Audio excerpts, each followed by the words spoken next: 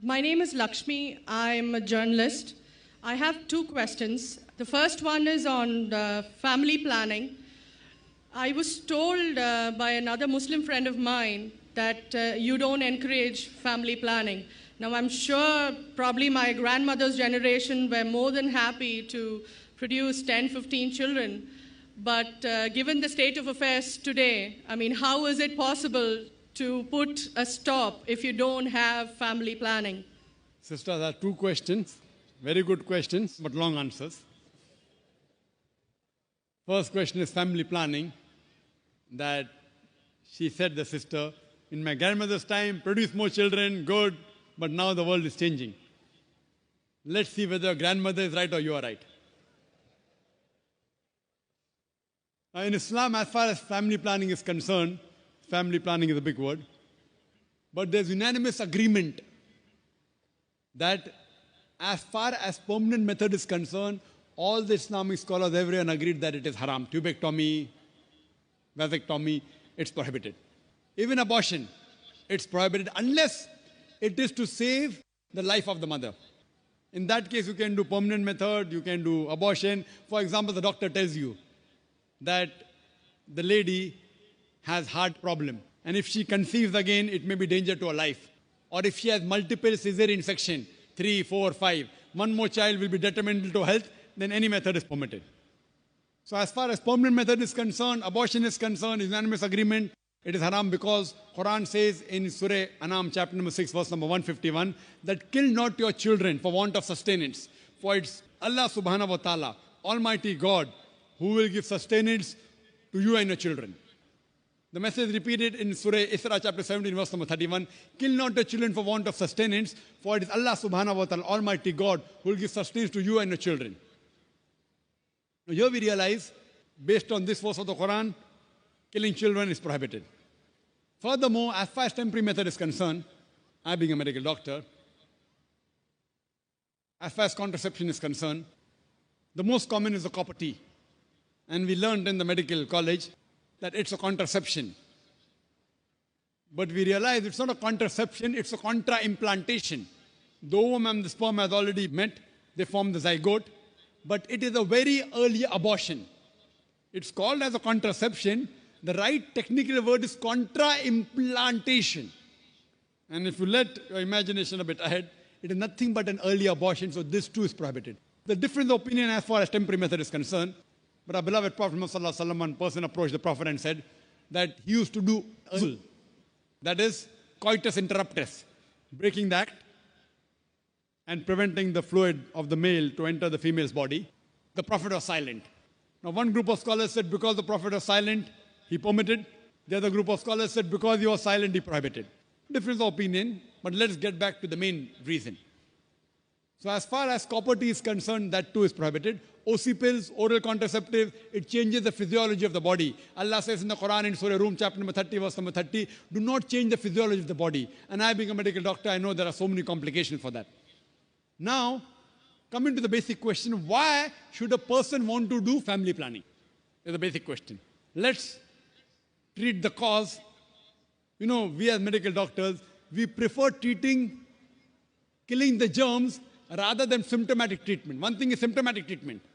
The other is knowing the cause and killing the cause. Now, broadly, majorly, there can be two reasons why a person wants to do family planning. One can be because he's poor and poverty prevents him from looking after many children. The other reason may be he's rich, but having more children, more spacing, he can make them doctors, engineers, etc. Now coming to the first reason, that if a person is poor, Islam has the solution for poverty. Don't kill human beings. The solution is zakat.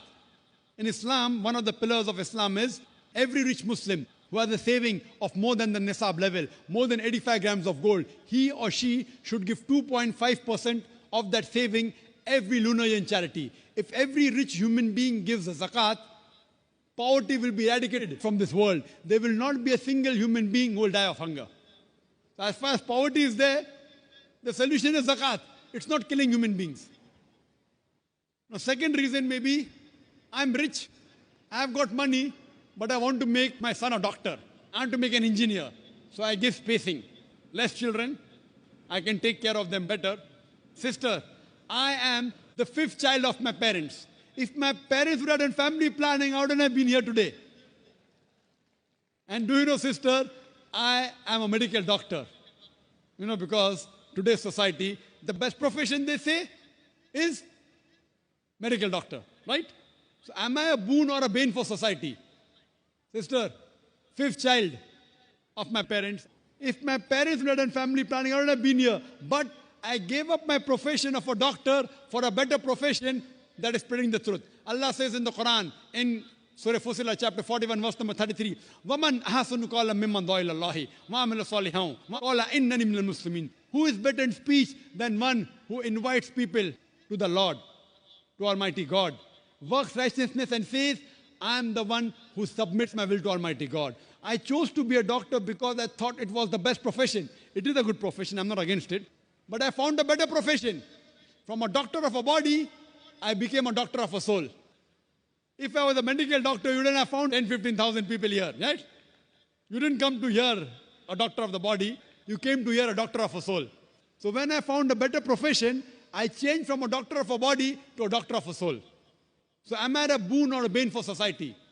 So it's a fallacy. As far as spacing is concerned, Almighty God has given a natural spacing known as lactation amenorrhea, breastfeeding. The moment you breastfeed, automatically there is spacing. But today's modern women, they don't want to breastfeed because they will lose their figure. Almighty God has given lactation amenorrhea. So now, there is a fallacy what people think, that if you have less children, you can educate them better. If you analyze and check the history of the Nobel Prize winners, all of them were not the single child. Many were second child, third child, fourth child, fifth child. They were Nobel Prize winners. They were intelligent. So it is a misunderstanding. That's the reason the Quran in Surah Anam chapter 6 verse 151 and Surah Isra chapter 17 verse 31, it sounds similar. The first verse, Surah Anam chapter 6 verse 151 says, kill not your children for want of sustenance, for it is Allah subhanahu wa ta'ala Almighty God who will give sustenance to you and your child. This verse is referring to the poor people. That if they have one more child, even I will die and my children will die. The next verse of Surah Isra chapter 17 verse 31, the order is reversed. Kill not your children for want of sustenance, for it is Almighty God who will give sustenance to a child and you. Why is the order reversed? Second verse refers to the rich people. Don't worry, if he has more children, he will not die. He is worried about his children. So God says he will take care of your children as well as you. And now we realize, sister, that if you go to America, they encourage population. And the children wear a t-shirt, I am my father's tax saver. The more children you have, the less tax you pay. Same in Canada, same in Australia. In India, it's opposite. Hum do, hamare do. Ek ke baad abhi nahi, do ke baad kabhi nahi. It is a problem with Indian government. You know, China has the maximum population. India number 2. Do you know, sister, today, the 2 superpower in future, which countries are they? China and India. Why? Because of population.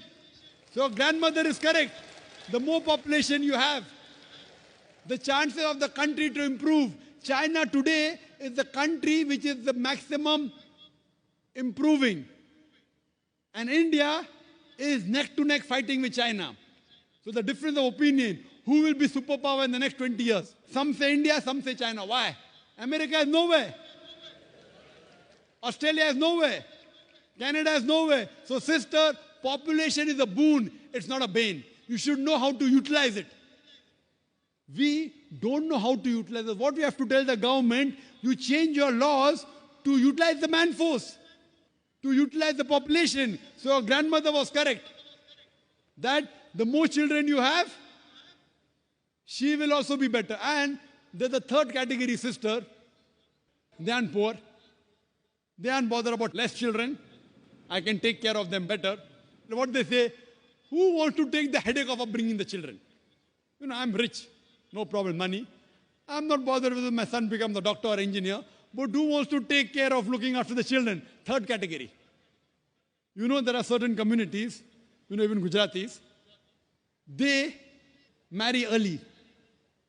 They have children early, and by the time they are 35 years old, 40 years old, their child is 15 years, 20 years, they are sitting on the seat of the business of their father. So by the time they reach 45, they can retire. They don't have to wait till 60 years. Marry early, have children, children take care of the business, and they relax early.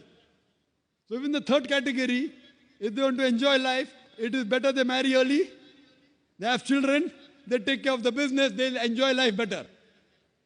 So that's the reason, as far as planning is concerned, Allah says in Surah Al-Imran, chapter number 3, verse number 54, Makru makrallahu wallahu khairul makirin. They planned and plotted. Allah too planned. Allah is the best of planners. So if you feel Almighty God can plan your family better, leave it to Almighty God. If you can think you can do better, the choice is yours.